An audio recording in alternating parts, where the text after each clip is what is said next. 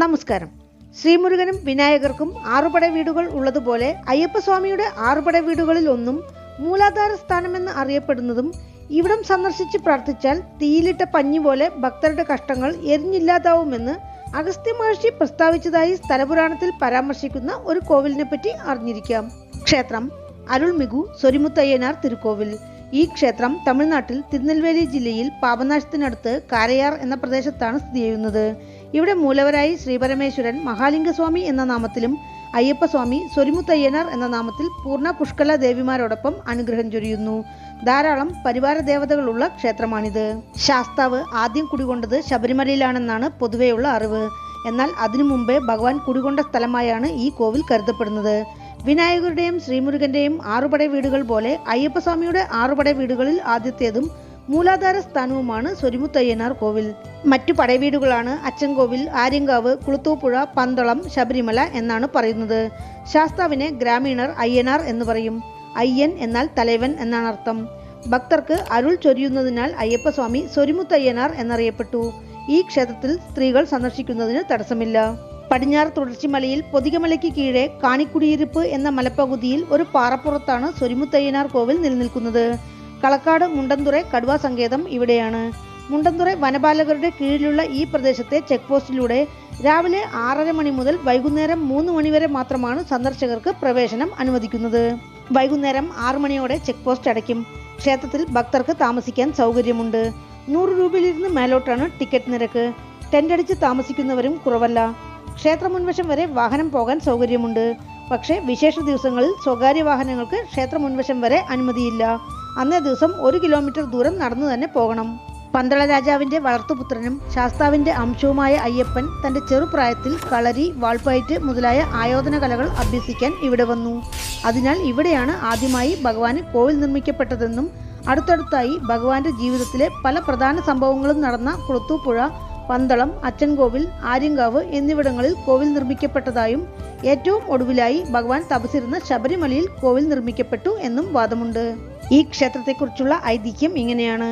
കൈലാസത്തിൽ ശിവപാർവതിമാരുടെ വിവാഹം നടന്നപ്പോൾ അവിടെ ഒത്തുകൂടിയ ദേവന്മാരാലും ഋഷീശ്വരന്മാരാലും ഭൂമിയുടെ തെക്കുഭാഗം ഉയർന്ന് വടക്കുഭാഗം താഴ്ന്നു. ശ്രീ പരമേശ്വരന്റെ നിർദ്ദേശപ്രകാരം ഭൂമിയുടെ സന്തുലിതാവസ്ഥ ശരിയാക്കാൻ പല മലകൾ സന്ദർശിച്ച് അഗസ്ത്യ മഹർഷി തെന്തിശയിലുള്ള പൊതികമലയിലേക്ക് വന്നു. അഗസ്ത്യ മഹർഷി തങ്ങിയ മലകളിൽ 40ാമത്തെ മലയാണ് ഇവിടം. അഗസ്ത്യർ താമിരഭരണിയാറിൽ നീരാടി നിത്യനിഷ്ഠകൾ തീർത്ത ശേഷം ശിവനിഷ്ഠയിൽ ആഴ്ന്നപ്പോൾ അദ്ദേഹം മനക്കണ്ണിൽ ഒരു ജ്യോതി ദർശിച്ചു. ആ ജ്യോതിയിൽ ശാസ്താവ് സൊരിമുത്തയ്യനാരായി പരിവാര ദേവതകളോടൊപ്പം മഹാലിംഗസ്വാമിയെ പൂജിക്കുന്നതും ദേവന്മാർ ഇരുവർക്കും പൂച്ചൊരിയുന്നതും കണ്ടു. ആ ദിവസം ഒരു ആടിമാസത്തിലെ അമാവാസി. അഗസ്ത്യർ ഇവിടെ മഹാലിംഗസ്വാമിയെയും സൊരിമുത്തയ്യനാരെയും ദർശിച്ച് പ്രാർത്ഥിച്ചു. ആ കാലഘട്ടത്തിൽ ഈ പ്രദേശത്ത് 12 വർഷക്കാലം മഴ പെയ്യാതെ വരൾച്ച അനുഭവപ്പെട്ടു. അഗസ്ത്യർ ഒരു ആടി അമാവാസി ദിവസം പൊൻകുടത്തിൽ തീർത്ഥം കൊണ്ടും മലർകളാലും ശാസ്താവിനെ അഭിഷേകം ചെയ്തപ്പോൾ 24 മണിക്കൂറിനുള്ളിൽ മഴ പെയ്തു എന്നാണ് കഥ. ആടി അമാവാസിയോടനുബന്ധിച്ച് 5 നാൾ ഉത്സവം ഈ കോവിലിൽ വളരെ വിശേഷപ്പെട്ടതാണ്. അമാവാസി ദിവസങ്ങളിൽ ഇവിടെ ഏതോ രഹസ്യം ഒളിഞ്ഞിരിപ്പുണ്ടെന്നാണ് ഭക്തരുടെ വിശ്വാസം. അന്നേ ദിവസം ലക്ഷക്കണക്കിന് ആളുകൾ പാപനാശത്തിൽ പിതൃപൂജയ്ക്കെത്തി ഇവിടവും സന്ദർശിച്ച് ഭഗവാന്റെ അനുഗ്രഹം വാങ്ങിക്കുന്നു. അന്ന് ക്ഷേത്രത്തിൽ അന്നദാനവും നടക്കുന്നുണ്ട്. ഭക്തർക്ക് പൊങ്കാല സമർപ്പിക്കാനും കാതുകുത്താനും മുടിയിറക്കാനും സൗകര്യം ക്ഷേത്രത്തിലുണ്ട്. അവിടെ നിന്നും 1 കിലോമീറ്റർ ദൂരം വനത്തിനുള്ളിലൂടെ നടന്നാൽ വനപേച്ചിയമ്മൻ കോവിലുണ്ട്.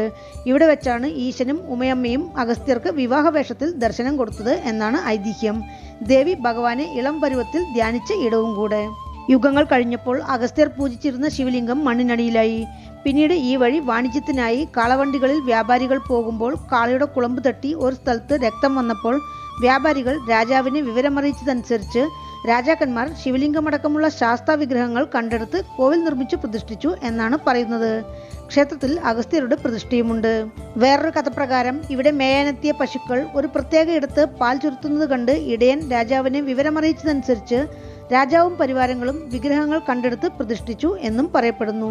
സിംഗംപട്ടി ജമീന്ദാരുടെ കൈവശമുള്ള ഈ ക്ഷേത്രത്തിൽ 2025 മെയ് മാസത്തിലാണ് കുംഭാഭിഷേകം നടന്നത്.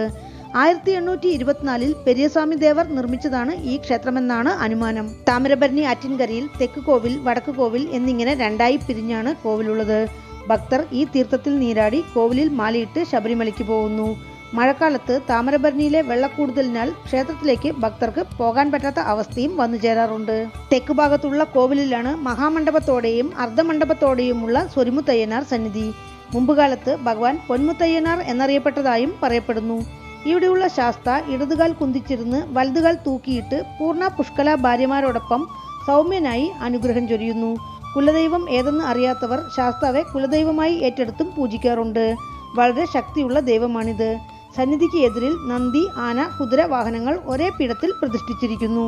അടുത്തുതന്നെ മഹാലിംഗസ്വാമി സന്നിധി. ഈ സന്നിധിയിൽ ശിവഭഗവാൻ സ്വയംഭൂ ശിവലിംഗ തിരുമേനിയായി അനുഗ്രഹം ചൊരിയുന്നു. അഗസ്ത്യ മഹർഷിയാൽ പൂജിക്കപ്പെട്ട ശിവലിംഗമാണിത്. എതിരിൽ നന്ദി ഭഗവാൻ. ഇവിടെയുള്ള പരിവാര ദേവതകളിൽ ഒരാളായ സംഗിലി ഭൂതത്താരെ കുറിച്ചുള്ള ഐതിഹ്യം ഇതാണ്. പുരാണപ്രകാരം അമൃതം എടുക്കാനായി ദേവന്മാരും അസുരന്മാരും ചേർന്ന് പാലാഴിമഥനം ചെയ്തപ്പോൾ കർപ്പകവൃക്ഷം, കാമധേനു, മഹാലക്ഷ്മി, ചിന്താമണി രത്നം എന്നിങ്ങനെ 39 അമൂല്യ വസ്തുക്കളോടൊപ്പം അമൃതം ലഭിച്ചു. അങ്ങനെ ഓരോന്നും പാൽക്കടലിൽ നിന്ന് ഉയർന്നു വരുമ്പോൾ ദേവന്മാർ ശങ്കൊലി മുഴക്കെ വ്യത്യാസമായ ചില ഭൂതഗണങ്ങളും പാൽക്കടലിൽ നിന്ന് ഉദ്ഭവിച്ചു. ആ ഭൂതഗണങ്ങൾക്ക് തലവനായി കയ്യിൽ ദണ്ഡായുധത്തോടും ഉടലിൽ കനത്ത ഇരുമ്പു ചങ്ങലകൾ ആഭരണമാക്കിയും ഉദ്ഭവിച്ചയാളാണ് സംഗിലി ഭൂതത്താർ. അമൃതകലശത്തിനോടൊപ്പം പിറന്നതിനാൽ അമൃതപാലൻ എന്നൊരു നാമവും അദ്ദേഹത്തിനുണ്ട്. ശിവഭഗവാൻ ആലഹാല വിഷം സ്വീകരിച്ചപ്പോൾ സംഗിലി ഭൂതത്താരെയും മറ്റ് ഭൂതഗണങ്ങളെയും കൈലാസത്തിൽ ഏറ്റെടുത്ത് കൈലാസമലയെ കാവൽ കാക്കുന്ന ജോലി ഭഗവാൻ സംഗിലി ഭൂതത്താരെ ഏൽപ്പിച്ചു. സംഗിലി ഭൂതത്താരും ആ ജോലി ഭംഗിയായി നിർവഹിച്ചു. ഒരു നാൾ ശിവഭഗവാൻ താൻ വരുന്നതുവരെ കൈലാസം സുരക്ഷിതമായി പരിപാലിക്കാൻ സംഗിലി ഭൂതത്താർക്ക് നിർദ്ദേശം കൊടുത്തുകൊണ്ട് ഭൂലോകത്തേക്ക് പുറപ്പെട്ടുപോയി. ഭഗവാൻ വളരെ നാളായിട്ടും തിരിച്ചെത്താത്തതിനെ തുടർന്ന് പാർവതി ദേവി സംഗിലി ഭൂതത്താരെ വിളിച്ച് ഭൂമിയിൽ പോയി ഭഗവാനെ കൂട്ടിക്കൊണ്ടുവരുവാൻ ഉത്തരവിട്ടു. സംഗിലി ഭൂതത്താർ ഉടൻ പുറപ്പെട്ടു. യാത്രാമധ്യേ ശിവഭഗവാൻ ദൂരെ നിന്ന് വരുന്നത് കണ്ട സംഗിലി ഭൂതത്താർ കൈലാസം വിട്ട് താഴെ ഇറങ്ങി വന്നതിന് ഭഗവാൻ തന്നെ ശകാരിക്കുമോ എന്ന് ഭയന്ന് അവിടെ കിടന്നിരുന്ന പാമ്പ് പടം പൊഴിച്ചതിനുള്ളിൽ കയറി ഒളിഞ്ഞിരുന്നു. ജ്ഞാനദൃഷ്ടിയാൽ അത് മനസ്സിലാക്കിയ ശിവഭഗവാൻ സംഗിലി ഭൂതത്താരോട് നീ ചെയ്യുന്ന ഉത്തമമായ കാവൽ ജോലിയുടെ അരുമ ഭൂലോകവാസികൾ അറിയാൻ വേണ്ടി അവർക്ക് നന്മകൾ ചെയ്ത ശേഷം പൊതികമലയിൽ നമ്മോട് ചേർന്നുകൊള്ളുക എന്നുപദേശിച്ച് സംഗിലി ഭൂതത്താരെ ഭൂലോകത്തിലേക്ക് പറഞ്ഞുവിട്ടു. അപ്രകാരം സംഗിലി ഭൂതത്താർ പർവ്വതമല, തിരുച്ചെന്തൂർ, തിരുക്കുറുങ്കുടി, തിരുനെൽവേലി എന്നിങ്ങനെ പല സ്ഥലങ്ങളിൽ പല തിരുവിളയാടലുകൾ നടത്തിയ ശേഷം ഒടുവിൽ സ്വരിമുത്തയ്യനാർ കോവിലിൽ അഗസ്ത്യമാമുനിയുടെ നിർദ്ദേശപ്രകാരം കാവൽ കാക്കുന്നു എന്നാണ് പറയുന്നത്. ആടി, തൈ, അമാവാസി പോലെയുള്ള വിശേഷ ദിവസങ്ങളിൽ ദേഹത്ത് സംഗിലി ഭൂതത്താർ പ്രവേശിച്ച് ഇരുമ്പു ചങ്ങലകൾ കൊണ്ട് ദേഹത്തടിക്കുന്ന ഭക്തരെയും ഇവിടെ കാണാം. സ്വരിമുത്തയ്യനാർ കോവിലിലുള്ള ഇലുപ്പമരത്തിന് മണിവിഴുങ്ങി മരം എന്നും നാമമുണ്ട്. തങ്ങളുടെ ആഗ്രഹങ്ങൾ നിറവേറിയ ഭക്തർ കാണിക്കയായി മണികൾ ഈ മരത്തിൽ കെട്ടുന്നു. കുറച്ചു നാളിൽ ഈ മരം വളർന്ന് മണികൾ മരത്തിനുള്ളിലേക്ക് ആവുന്നതിനാൽ ഈ മരം മണിവിഴുങ്ങി മരം എന്നറിയപ്പെടുന്നു. തങ്ങളുടെ പ്രാർത്ഥനകൾ ഭഗവാൻ ഏറ്റെടുക്കുകയാണെന്നാണ് ഭക്തരുടെ വിശ്വാസം. ഈ മരത്തിനടിയിൽ വിനായകർ, ഭൂതത്താർ, പാതാളകണ്ഠികെ, കുംഭമണി എന്നിങ്ങനെ പല ദേവതകളെ പ്രതിഷ്ഠിച്ചിരിക്കുന്നു. തെക്ക് കോവിലിൽ സസ്യാഹാരം മാത്രമാണ് ഭഗവാന് നിവേദിക്കുന്നത്. പക്ഷേ വടക്ക് കോവിലിൽ ആട്, കോഴി എന്നിവ ബലി കൊടുക്കുന്നതും പതിവുണ്ട്. വടക്ക് കോവിലിലെ പ്രധാന സന്നിധിയാണ് പട്ടവരായർ സന്നിധി. ഈ സന്നിധിക്ക് പിന്നിലെ ഐതിഹ്യം ഇങ്ങനെയാണ്. മുത്തുപട്ടർ എന്ന ബ്രാഹ്മണ യുവാവ് ഈ പ്രദേശത്ത് ജീവിച്ചിരുന്ന ചെരുപ്പ് തയ്ക്കുന്ന കുലത്തിലുള്ള സഹോദരിമാരായ ബൊമ്മക്ക, തിമ്മക്ക എന്നിവരുമായി പ്രണയത്തിലായി. അവരെ വിവാഹം കഴിക്കാനായി ചെരുപ്പ് തയ്ക്കുന്ന തൊഴിലാളിയായി വേഷം മാറി കാമുകിമാരുടെ പിതാവിന്റെ കൂടെ ജോലിക്ക് ചേർന്നു. യുവാവിന്റെ കളങ്കമില്ലാത്ത സ്വഭാവത്തിൽ ആകൃഷ്ടനായ ചെരുപ്പുകുത്തി തന്റെ 2 പെൺമക്കളെയും യുവാവിന് വിവാഹം ചെയ്തു കൊടുത്തു. ബഹുഭാര്യത്വം നിലവിലുണ്ടായിരുന്ന കാലമായിരുന്നു അത്. ഒരു നാൾ ഇവർ ജീവിച്ചിരുന്ന പ്രദേശത്തെ പശുക്കളെ ചില മോഷ്ടാക്കൾ കവർന്നുകൊണ്ടുപോയി. വീരനായ മുത്തുപട്ടർ മോഷ്ടാക്കളോട് ഏറ്റുമുട്ടി വിജയിച്ച് പശുക്കളെ തിരിച്ചു കൊണ്ടുവരുന്ന വഴി വസ്ത്രത്തിലെ രക്തം ആറ്റിൻകരയിൽ കഴുകാൻ കുനിഞ്ഞ നേരത്ത് എതിരാളികൾ ചതിയിൽ മുത്തുപട്ടരെ കുത്തിക്കൊന്നു. മുത്തുപട്ടരുടെ മരണവാർത്ത കേട്ട ബൊമ്മക്ക, തിമ്മക്ക സഹോദരികൾ സ്വയം സതി ആചരിച്ചു. ഈ കോവിലിൽ പട്ടവരായ സ്വാമി ഭാര്യമാരായ ബൊമ്മക്ക, തിമ്മക്കാവോടൊപ്പം അരുൾ പാലിക്കുന്നു. നാൽക്കാലികളുടെ ആരോഗ്യത്തിനും മറ്റുമായി ഭക്തർ പട്ടവരായ സ്വാമിക്ക് കാണിക്കയായി ചെരുപ്പുകൾ കെട്ടിവെക്കുന്നു. ചെരുപ്പുകൾ വാങ്ങാനും ക്ഷേത്രത്തിൽ സൗകര്യമുണ്ട്. ഇതിൽ അതിശയം എന്താണെന്ന് വെച്ചാൽ കുറച്ചു കാലങ്ങൾക്ക് ശേഷം ഭക്തർ തങ്ങൾ കെട്ടിവെച്ച ചെരുപ്പുകൾ പോയി നോക്കിയാൽ അത് തേഞ്ഞിരിക്കുന്നത് കാണാമെന്നതാണ്. ആരും തൊടാതെ അതേപടിയിരിക്കുന്ന ചെരുപ്പുകൾ എങ്ങനെയാണ് തേയുന്നത് എന്നത് ഇന്നും പിടികിട്ടാത്ത രഹസ്യമാണ്. പട്ടവരായൻ സ്വാമി ചെരുപ്പ് ധരിച്ച് വേട്ടയ്ക്ക് പോകുന്നു എന്നതാണ് ഭക്തരുടെ പ്രബലമായ വിശ്വാസം. ക്ഷേത്രത്തിൽ പെരിയ തളവായ് മാടസ്വാമി, കരടിമാടസ്വാമി, തൂസിമാടസ്വാമി, കശമാടൻ, കശമാടത്തിയമ്മൻ, ഇരുളപ്പൻ, മൊട്ടയർ, പലാവടി ഇസക്കിയമ്മൻ, ചുടലമാടസ്വാമി എന്നിവരെ കൂടാതെ ഭൈരവർ, ബ്രഹ്മരക്ഷസ അമ്മൻ, പേച്ചിയമ്മൻ എന്നിവർക്കും തനി സന്നിധിയുണ്ട്. സ്ത്രീകൾ ഈ സന്നിധികളിൽ ആഗ്രഹസിദ്ധിക്കായി മഞ്ഞൾ സമർപ്പിച്ചും പൊങ്കൽ, കൊഴുക്കട്ട എന്നീ നിവേദ്യങ്ങൾ അർപ്പിച്ചും പ്രാർത്ഥിക്കുന്നു. ക്ഷേത്രവൃക്ഷം ഇലുപ്പമരം. ക്ഷേത്രതീർത്ഥം ബാണതീർത്ഥം, ഛായാതീർത്ഥം, താമിരബരണിയാറ്. ഭഗവാൻ ശ്രീരാമചന്ദ്രൻ പിതാവായ ദശരഥ മഹാരാജാവിന് തിഥി നടത്തിയ തീർത്ഥമാണ് ബാണതീർത്ഥം എന്നാണ് ഐതിഹ്യം. 4 കാല പൂജകളാണ് ക്ഷേത്രത്തിൽ അനുഷ്ഠിക്കുന്നത്. ആടി, തൈ അമാവാസികൾ, അവസാന വെള്ളിയാഴ്ചകൾ, പങ്കുനി ഉത്രം, ശിവരാത്രി കൂടാതെ ഇവിടെ നടക്കുന്ന തീക്കുഴിപ്പാച്ചിലും വളരെ പ്രശസ്തമാണ്. പൂജാ സമയം രാവിലെ 5:30 മണി മുതൽ വൈകുന്നേരം 7:30 മണി വരെ.